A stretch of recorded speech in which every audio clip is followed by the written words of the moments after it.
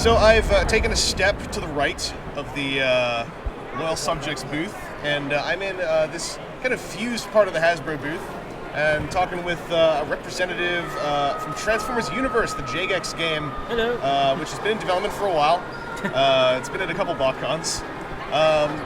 Could you introduce yourself, maybe what it is you do in relation to this? Yeah, I'm Crow. I'm part of the community team at Jagex, so I'm responsible for talking about the game, posting on Facebook and interacting with people on the forums. Alrighty. You guys have brought some footage of gameplay here. Yeah. And that's something that I'm really happy to see, because I've been wondering how this game works for the longest time. It's in its current state. I remember it originally was going to be an MMO. Yeah, and, I mean, and translated over to MOTA, I believe. Oh yeah, massively online tactical action game. Yeah. Yeah, so it still falls into the MMO bracket, but we've gone a different route. So we're not MMORPG. We're all about sort of tactics and just getting people straight into the game. Okay. And is it a similar gameplay style to the big MOBAs out there, like your League of Legends, your Dota 2? It's quite different. So MOBA games generally are, you use the left mouse button to move around, and it's all about lane defense. Yeah. We're about using keyboard and mouse, and you've got to be able to target enemies, shoot them, and also use your weapons and abilities at the right time. So it's a similar idea to League of Legends and things like that, but it's very much a different way of playing. Okay. And one of my biggest questions, because this started off as an MMO, where there was a creative character aspect to it, I'm assuming a lot of the art assets for this game probably were, like, it reminds me a lot of what we saw back in the day when this was first announced. So with the cast of characters you have for this game, are they built out of a lot of the character creation stuff that originally was in this? They're actually all brand new designs. They're all custom created themselves. Yeah. So none of them are made of any form of character creation mix and match or anything like that. They're all freshly made, properly sort of rigged and made together. It's like ground up, like original character designs. Fresh up. The character trailers you've been releasing, they've been introducing this cast, but do you know if you guys are going to be able to pull off any kind of supplementary media outside of the intro videos, like some kind of web comic or short story or anything to flesh these guys out even more? Or? Funny you should say that. Watch this space. All right. That's my favorite kind of answer. That was one of my biggest questions about the choice to use this original cast rather than pulling from the established names once this moved into being a MOTA style game. Well, the idea really for that is it gives us a lot more freedom. Yeah. So, for example, if we're using custom the default characters that everyone knows, then really everyone's going to play the same people. So you're going to have lots of Soundwaves, you're going to have lots of Bumblebees.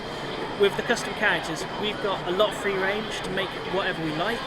We can make brand new characters, and it just gives people a lot more choice and freedom. It also means we can just constantly keep adding new characters. Yeah. So you guys are thinking like of expanding this cast outside of... This is not the end of it. There's going to be new warriors constantly as we go on through the years. We'll have lots of stuff. So you guys have quite a game plan of sticking around for a good long while. We plan to be running this for a long time. Alrighty. So I know that there are a lot of founder price packages to jump in on this, and I've been trying to do my research on those, like when I saw them, to compare them to similar games in the field. Yep.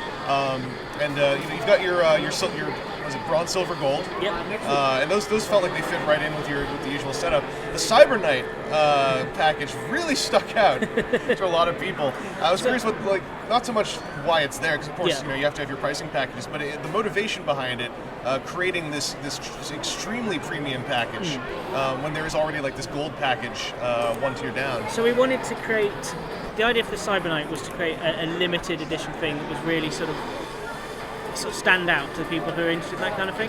Yeah. So it comes with a huge amount of stuff. It got an absolute ton of the in-game currency. It's got loads and loads of in-game items. It's got a year's seasons pass that gives you free content and what's the word? Reduction in price on stuff. And it also comes with all the warriors and all the founders warriors as well as the limited edition statue. So the reason that's so much is we only actually have a very small amount of them available. So it's a proper sort of collector's thing. Yeah, and the statue, materials-wise, is it polystone or is it a plastic of some kind? Or I don't know. It looks like your classic Polystone kind of mini statue. Mini, I say. It's like two guys having a fight. It's made by the same sort of thing as the Titanfall statues. Yeah, Just along those lines. Okay. The statue made me wonder, is there any expectation of some kind of retail presence? Toys and stuff. Oh, no, it's with a physical box even for the game. Well, we don't need a physical box because we're entirely online. Yeah. So our game is browser based, so people don't need to download anything to play it. Well, other than the Unity web player. Yeah. So a box doesn't really work because it's all there. Although we are looking into having a client download soon. Okay. But yeah, none of that really needs a physical presence.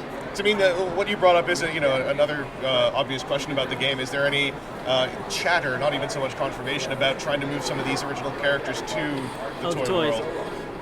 That would be a Hasbro thing. It would be something that we obviously would love to do because to see your characters as toys is just amazing. I mean, I've already been overwhelmed watching someone at Botcon walking around in the cosplay of our barricade. Yeah. So to see toys of that, my brain would probably explode with joy. Yeah, the whole push to get this game really it seems like this year is the year. Like this is all coming together. There was a long period of I wouldn't say silence, but there was a long period of nebulous state on this game. And was that like a time where you were transitioning to Moda, or? Well, not. So what happened was we were originally using a different engine. We were using an engine called RuneTech, which is based on Java. And from our beta test that we did in sort of 2012 time, it wasn't quite hitting what we wanted. So rather than just keep trying to push this into something that might not work, we took the difficult step and said, right, let's look at what engines do work, and we transitioned to Unity. And that meant, whilst that's great for now, because you can see the game looks a lot better, it did mean we had to essentially redo everything for 2013. Yeah. So that's why there was, not a lot of chatter about it, because we were still making everything sort of fresh and knocking over Bumblebee whilst doing it. Poor Constructabots. The game's aesthetic is very Prime style, and one of the downsides of this transition and the amount of time it took to do the transition is the series on TV is now over. Yeah. Did that impact you guys at all, or did that make Not you guys really. pause? Or? So we originally were going to be a Prime game, but we kind of wanted our own thing with it. So whilst Prime may be over, we're actually no longer part of that. We are what's called the Generations continuity. Okay.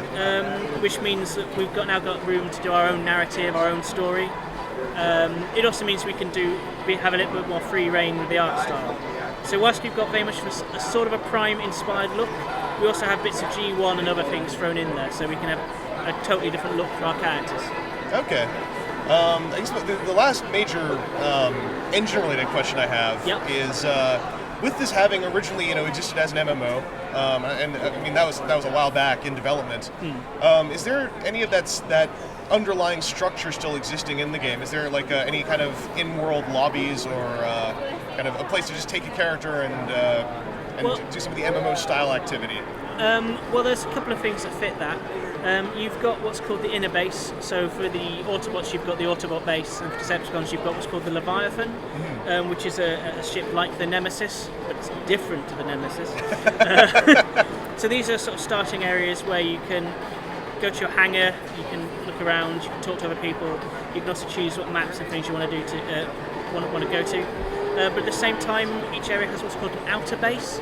So it's essentially a free reign area where you can go out with any character you like, and you can learn to play those characters without having to worry about sort of PvP or ganking or anything like that. Yeah. So those outer base areas have the ability to just look around. You can mine for energy on there, and you can also take on sort of mini group missions. So these give you little tasks and give you small rewards, but they're mainly all about giving you a chance to learn how to play your characters. Yeah. You can also hang out and chat with people there. So the kind of world aspect is still in there somewhere. Sort of. You don't have an overarching global map that you can just walk around. But you got zones you can kind of free roam.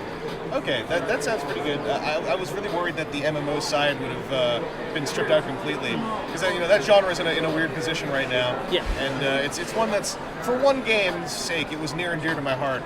Just the notion of being able to inhabit a small space and just walk around in it without gameplay hanging over your head right away. Yeah. So for launch, are you guys feeling like concrete on your launch point for this thing yet, or? Yeah, we are definitely launching this summer. All right. So whilst I can't say specifically what day just yet, of course, yeah. it's definitely happening this summer. All right, and internally that must be a huge sense of relief. Like, Oh, yeah. finally getting this thing out there where people can get their hands on it. We're hugely excited to having all this stuff happening now and all the information. I mean, I'm loving being able to release these videos and stuff. Yeah, It's great. No, it's lovely that this chapter is going to kind of hit its natural conclusion in this game's pre-development. Yeah. Because for a time we were looking at it from the outside, just from the fandom, kind of going like, are we going to get our own Duke Nukem Forever? Which eventually came out to. It did. Yeah. That took a lot longer than this did. No, Well, we are definitely happening, so it's all good. And the great thing about being an online game is launch isn't even the end of it. Yeah. So we can continue to have brand new stuff happening constantly. I mean, the idea is we're going to be working in seasons. Yeah. So we can have new stuff happening, new narrative being introduced on a regular basis. Would each season be are they going to have a set amount of time that they occupy in the game's lifespan? Or? I can't really answer that just yet. Yeah. But I imagine it would be more dependent on the season itself. So it could be one season short, it could be one's long. I imagine it'd be very specific on what's happening. Okay, because then that's just one of the questions I had, which was what the time frame of the short-term future was. Like, is there a 2-year plan or a 3-year plan, for instance? I think we've actually got a 10-year plan. Whoa! So you're heading all the way to the 40th. Yeah, I mean, we're basing all of this on our other game that we run is RuneScape, and that's been going for 13 years. Yeah. And we have the plan to have the same sort of level of support for continuing ongoing basis for Transformers. Okay. So we plan to do this for a long time. Oh, that's excellent. I mean, one of the things that scares me the most about any kind of new online-oriented game that occupies no popular space is there even a plan beyond launch? Is there a plan beyond 2 years? Because there's so much flash in the pan, right? That you kind of have to look at everything with a little bit of a critical eye. Yeah, and, we're very much planning to keep going this and keep updating it and stuff. Oh, great. So literally the beginning is only the beginning for us. So hopefully we'll be seeing you at many a Botcon to come as well. That'd be cool. Let's get that put into your, part of my your contract. Yeah, your job description. Gets flown to Botcon. Gets time to walk around and buy toys. Gonna add in a few more clauses. Well, this is launching in the summer, so within the next couple of months, we're all gonna have had our hands on time with it and see how everything goes. So congratulations on getting this thing to launch. And thanks very much for your time. Thank you. Have a good rest of your show here. Cheers.